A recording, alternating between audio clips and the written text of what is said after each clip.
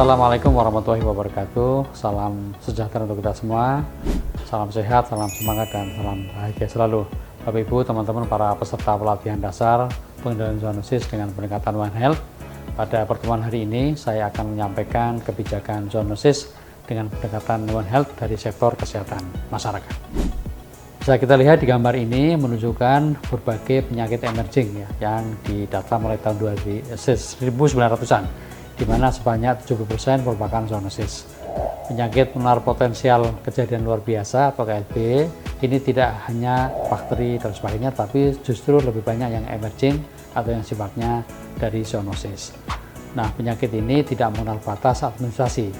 Sementara kita tahu mobilisasi baik itu orang, hewan, barang di dunia ini sangat cepat sekali, sehingga potensi untuk adanya transmisi atau penyebaran penyakit antar wilayah, antar negara itu menjadi tinggi. Untuk itu diperlukan upaya-upaya bersama dalam rangka untuk mencegah dan mengendalikan zoonosis ini. Kementerian Kesehatan melalui Peraturan Menteri Kesehatan nomor 1501 tahun 2010 telah menetapkan berbagai macam penyakit yang berpotensi menimbulkan kejadian luar biasa. Saat ini kita identifikasi ada 5 penyakit yang merupakan zoonosis, yaitu pes, rabies, avian influenza, H5N1, antraks, dan leptospirosis. Nah, ini kita pantau melalui sistem yang disebut dengan SKDR atau sistem kewaspadaan dini dan respon sesuai dengan ketetapan Menteri Kesehatan tersebut. Ada 24 penyakit yang dilaporkan. Nah, salah satunya yang baru ditambahkan adalah terkait dengan COVID-19. Bapak, Ibu, teman-teman semuanya, kita bisa lihat beberapa penyakit zoonosis yang menjadi prioritas kita, ya, yang ada dalam perpres yang sebutkan tadi, dan juga ada dalam keputusan Menteri Pertanian nomor 121 tahun 2023. Penemuan kasus-kasus zoonosis tidaklah sama pada manusia dan pada hewan, tentu berbeda-beda ya, karena ada yang ditemukan di hewan, kadang ditemukan pada manusia, tapi yang ditemukan di manusia tidak ditemukan pada hewan. Contoh ini Bapak sekalian bisa kita lihat, penyakit rabies ditemukan di 26 provinsi. Nah, ini kebetulan sama baik pada manusia maupun pada hewan. Sementara antraks kalau di Kementerian Kesehatan itu ada di 9 provinsi yang pernah melaporkan, sementara di Kementerian Pertanian mencatat adanya kasus antraks yang ada pada hewan di 14 provinsi. Kemudian leptospirosis ya. Ada 14 provinsi yang melaporkan kasus pada manusia, sementara di Kementan itu ya di hewan ini kasus leptospirosis ditemukan pada 3 provinsi. Kemudian kita lihat di avian influenza ada 15 provinsi yang melaporkan kasus pada manusia. Ini terakhir di tahun 2017 karena flu burung ini kan sejak tahun 2005 ya. Nah, kemudian di Kementan itu 20 provinsi yang melaporkan adanya avian influenza atau flu burung pada hewan. Nah, sementara yang lain brucellosis ya, ini di Kementan dilaporkan di banyak provinsi, yaitu di 2-3 provinsi, sementara di manusia itu baru dilaporkan di 1 provinsi. Nah, Bapak sekalian, teman-teman semuanya, kita sekarang beranjak pada rabies ya. Ini data dari Januari sampai Juli tahun 2024 di slide ini. Beberapa hal yang ingin kami sampaikan, jadi saat ini ada 26 provinsi yang menjadi endemis rabies. Ada sisanya 12 provinsi yang bebas rabies, yaitu Kepri, Babel, DKI Jakarta, Jateng, Jatim, DIY, dan seluruh provinsi Papua, baik itu Papua, Papua Barat Daya, Papua Pegunungan, Papua Barat, Papua Selatan, dan Papua Tengah. Nah, dari data ini dapat kita lihat ada 5 provinsi dengan kasus gigitan hewan penular rabies atau GHPR tertinggi, yaitu Bali, Nusa Tenggara Timur, Sumatera Utara, Sulawesi Selatan, dan Kalimantan Barat. Ini bisa kita lihat di dalam slide. Nah, sementara untuk kasus kematian adalah terjadi di Nusa Tenggara Timur, Sumatera Utara, Kalimantan Barat, Nusa Tenggara Barat, Sumatera Barat, dan Bali. Bapak Ibu sekalian, teman-teman semuanya, tahun 2023 merupakan tahun ya dengan kasus GHPR dan kematian yang tinggi dalam 5 tahun terakhir, yaitu antara tahun 2019 sampai tahun 2023. Kasus GHPR ini tercatat sebanyak berapa tadi? 184.010 kasus dan 146 kematian. Nah, ini Bapak sekalian perlu menjadi perhatian kita bersama, sementara kita punya kesempatan global, yaitu untuk mencapai eliminasi rabies tahun 2030. Nah, tentunya ini perlu komitmen kita bersama bagaimana kita mencapai target global ini, yaitu eliminasi rabies tahun 2030. Selanjutnya Bapak Ibu teman-teman semuanya, kita bicara terkait leptospirosis ya. Jadi tadi saya di awal sampaikan bahwa dari 38 provinsi baru ada 12 provinsi yang melaporkan adanya kasus leptospirosis ini. Nah, kemudian di tahun 2024 ini itu sebanyak 919 kasus sudah dilaporkan dengan 85 kematian. CFR-nya cukup tinggi, yaitu 9,2%. Ini menimbulkan keprihatinan kita ya, karena CFR-nya tinggi dibandingkan dengan penyakit yang lain. 3 provinsi dengan kasus yang tinggi itu ada di Jawa Tengah sebanyak 357 kasus, Jawa Timur 281 kasus, dan DIY 104 kasus. Sekali lagi ini adalah data tahun 2024. Kemudian kematian tertinggi akibat leptospirosis ini adalah di Jawa Tengah dengan 48 kasus, DIY 10 kasus, dan Banten 7 kasus kematian. Bapak Ibu teman-teman semuanya, kasus KB leptospirosis ini pada 2024 juga kemarin banyak terjadi ya, yang baru dilaporkan di Gorontalo. Ini episode periodenya itu Juli sampai dengan awal Agustus, di mana ada 51 kasus dengan korban 4 kematian. Faktor risikonya adalah karena adanya banjir di sana ya, yang terjadi di akhir bulan Juni dan kemudian berlanjut sampai pertengahan Juli. Inilah yang kemudian menjadi faktor risiko mengapa terjadi KLB di Provinsi Gorontalo. Berikutnya adalah tentang antraks ya, Bapak sekalian tentu sudah paham antraks ini. Ya, antraks ini sebenarnya di Indonesia merupakan kasus yang sporadis ya, yang muncul pada saat tertentu. Ada 10 provinsi yang pernah melaporkan kasus antraks pada manusia ya, yaitu ada DIY, NTT, Gorontalo, Jatim, Sulsel, Jateng, NTB, Jabar, DKI Jakarta, dan Sulawesi Tenggara. Namun sejak tahun 2019 dan sampai kini itu NTB, Jabar, DKI Jakarta, Sulsel tidak ditemukan lagi kasus antraks pada manusia. Ya, sekali lagi 5 provinsi itu tidak ditemukan antraks pada manusia. Tetapi dari sektor kesehatan hewan tercatat ada 15 provinsi yang endemis. Ya, kita bisa lihat datanya. Ada DIY, NTT, Gorontalo, Jatim, Sulsel, Jateng, NTB, Jabar, DKI Jakarta, Sumbar, Jambi, ya, Sulbar, Papua Selatan, Sultra, dan Sulteng. Jadi ada 15 antraks yang ditemukan pada hewan. Nah, tentu ini Bapak sekalian menjadi faktor risiko juga antraks pada manusia. Begitu ada antraks pada hewan, tentu menjadi faktor risiko antraks pada manusia. Ya. Nah, hal yang menjadi catatan kita teman-teman semuanya, darah endemis antraks ini sulit dihilangkan ya. Karena apa? Karena ternyata spor antraks itu mampu bertahan hingga puluhan tahun di tanah. Nah, sekarang kita beralih pada flu burung atau avian influenza ya.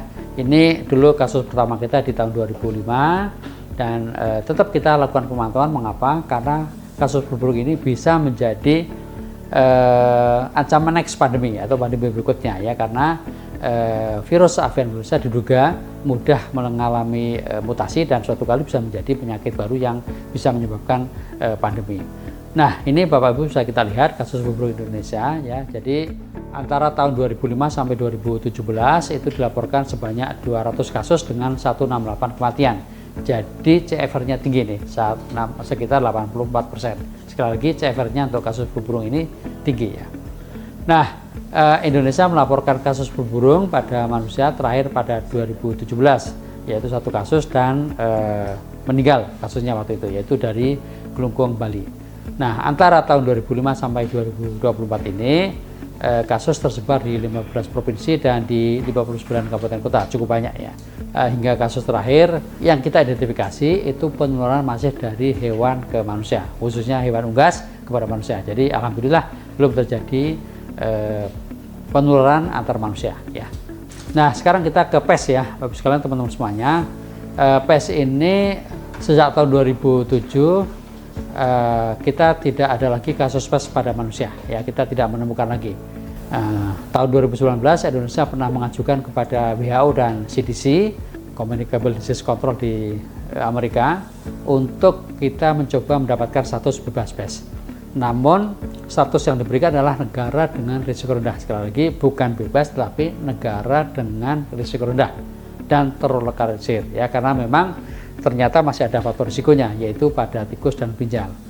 Nah, rekomendasi yang diberikan bahwa ini kita diminta untuk melakukan surveillance terutama pada rodent, ya, tikus gitu, di daerah permukiman, dan juga tikus-tikus atau rodent-rodent yang ada di kebun-kebun, di hutan, ya, atau yang kita istilahnya di silvatik. Nah, harus dilakukan minimal 1 tahun sekali. Nah, kita di Indonesia ada 4 kabupaten kota yang selama ini menjadi pengamatan pes, yaitu di Kabupaten Pasuruan, Kabupaten Boyolali, Kabupaten Sleman, dan Bandung Barat, ya. Bapak Ibu teman-teman semua, kita kemudian bicara terkait dengan bagaimana konsep One Health, ya. Nah, ini merupakan salah satu konsep yang terbaik untuk penyakit zoonosis, karena sekali lagi zoonosis itu adalah dari hewan kepada manusia atau sebaliknya manusia pada hewan. Oleh karena itu pendekatan konsep One Health jadi penting.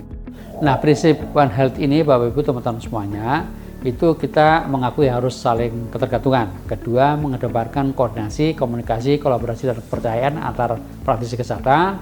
Kemudian memiliki visi bersama, meningkatkan surveillance, preventif, dan respon terhadap penyakit menular, menekankan partisipasi komunitas dan pengembangan kapasitas komunitas, membutuhkan pendekatan ground up dan top down, mengakui bahwa memahami ekosistem termasuk ekologi dan biologi molekuler merupakan sebuah bagian penting dari One Health. Kemudian juga yang penting adalah One Health ini merupakan sebuah komponen besar dari keamanan pangan, ya.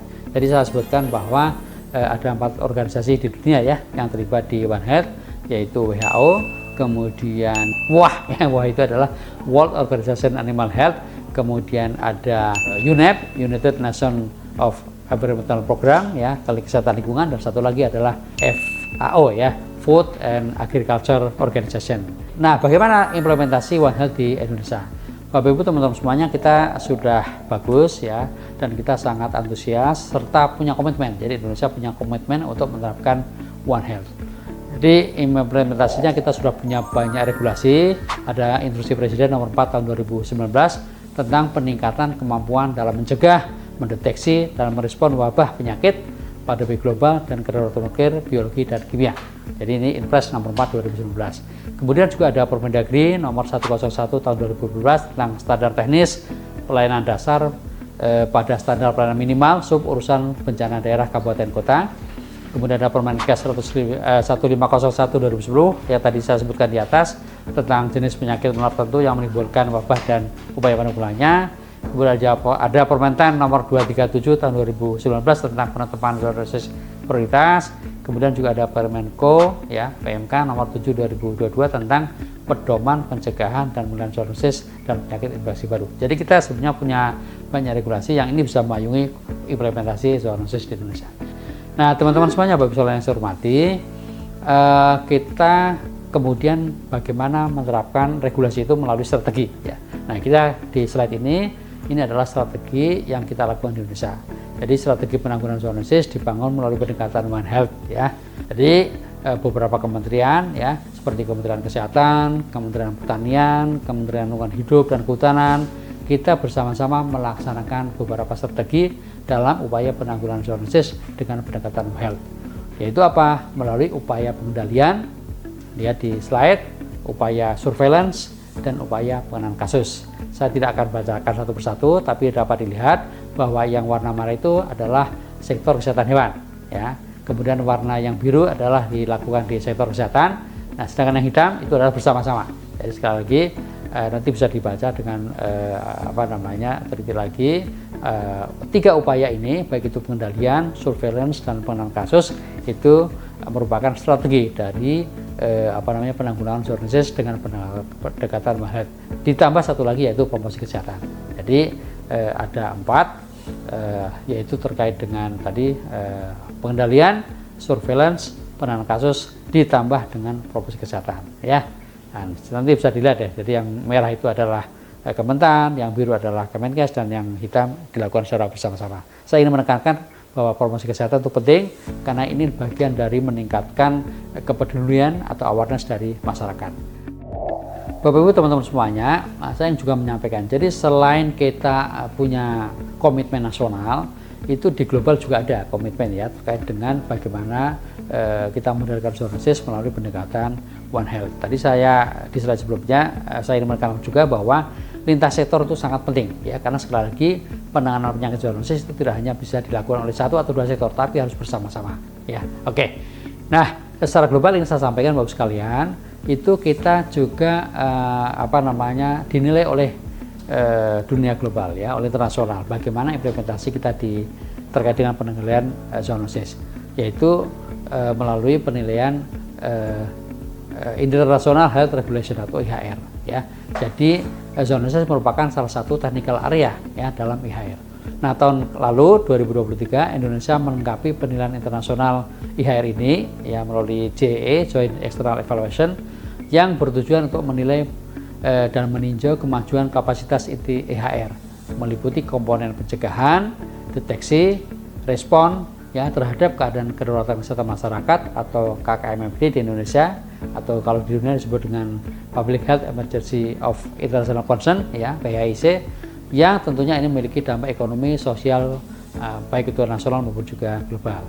Nah, Bapak sekalian, beberapa hal ya technical area zoonosis ini. Jadi ada 3 area yang dinilai, yaitu surveillance, kemudian respon, dan juga praktek sanitari pada produk hewan. Nah, berdasarkan dari hasil tersebut, disusun rekomendasi untuk tindak lanjut sebagai berikut, yaitu bentuk mekanisme untuk implementasi operasional dari peraturan Menteri Koordinator PMK ya, kemudian juga operasionalisasi untuk standar pelayanan minimum, dan kemudian atau SPM ya, dan kemudian kita bersama-sama kita lakukan finalisasi peta jalan untuk pengurangan risiko penyakit zoonosis serta penyakit infeksi baru ya, terutama infeksi emerging. Inilah yang harus kita lakukan dalam rangka untuk punya roadmap atau peta jalan dan kemudian implementasi IHR ya yang akan dinilai melalui tools J. Nah, slide Bapak Ibu teman-teman semuanya, saya ingin pada 2 slide terakhir ini menyampaikan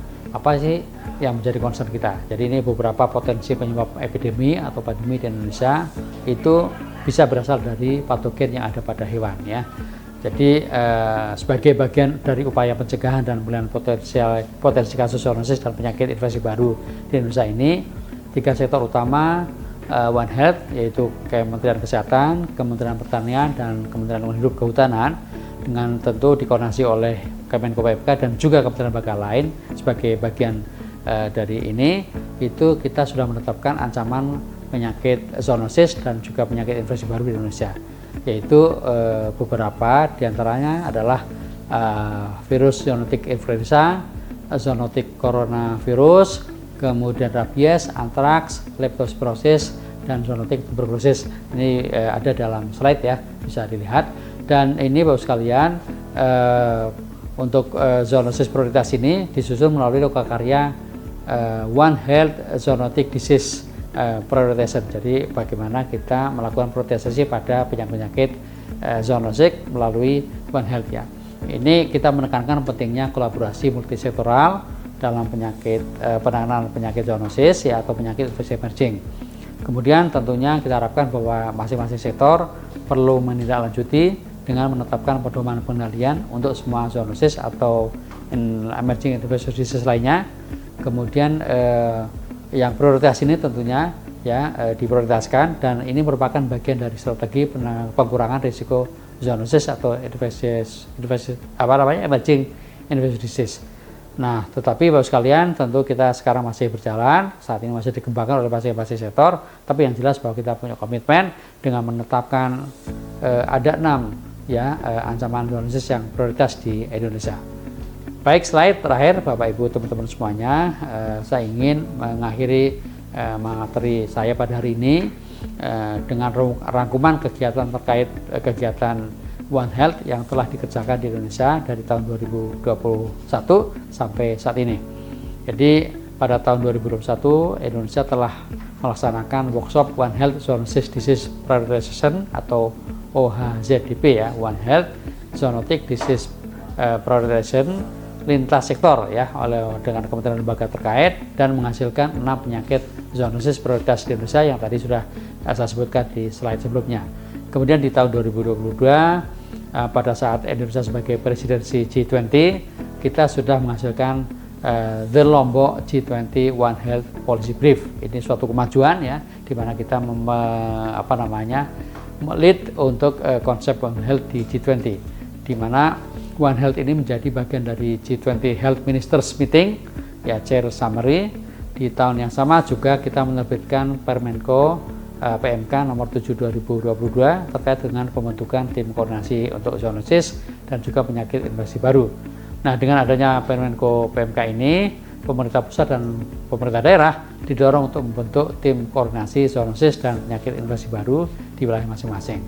Kemudian di tahun 2023, Indonesia sebagai keketuaan ASEAN, itu kita juga menginisiasi ya pada ASEAN Leaders Declaration on One Health Initiative. Jadi sekali lagi, selain G20, kita di tingkat ASEAN juga menginisiasi adanya ASEAN Leaders Declaration on Health Initiative yang memadatkan adanya ASEAN One Health Joint Plan of Action, ya, ASEAN One Health Joint Plan of Action, dan juga ASEAN One Health Network.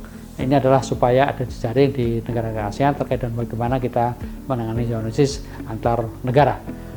Jadi ASEAN One Health Joint Plan of Action ini telah di-endorse dan juga ASEAN One Health Network juga sudah kita launching pada tahun 2024 ini. Nah, itulah Bapak sekalian, teman-teman semuanya, bahwa terkait dengan konsep One Health kita sudah maju ya Indonesia dan menjadi salah satu inisiator baik itu di tingkat G20 maupun juga di ASEAN.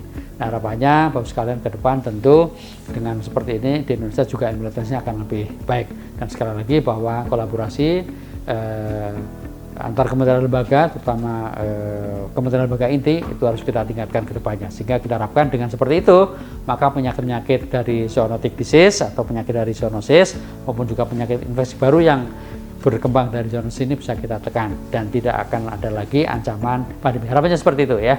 Pandemi mungkin bisa suatu kali terjadi, tapi dengan kita melakukan surveillance terus-menerus, harapannya kalaupun ada, kita dari awal bisa tahu, ibaratnya sebagai sebuah epicenter pandemi, kita sudah tahu dari awal dan kita langsung bisa melakukan penanggulangan sehingga tidak meluas. Demikian Bapak Ibu teman-teman semua, aku pengantar atau penyampaian materi terkait dengan One Health di Indonesia. Mudah-mudahan bermanfaat bagi kita semua dan meningkatkan pengetahuan dan juga pemahaman kita terkait dengan bagaimana kita menangani zoonosis melalui pendekatan One Health dan tentu dapat kita implementasikan di daerah kita masing-masing. Demikian, terima kasih. Saya akhiri. Wassalamualaikum warahmatullahi wabarakatuh.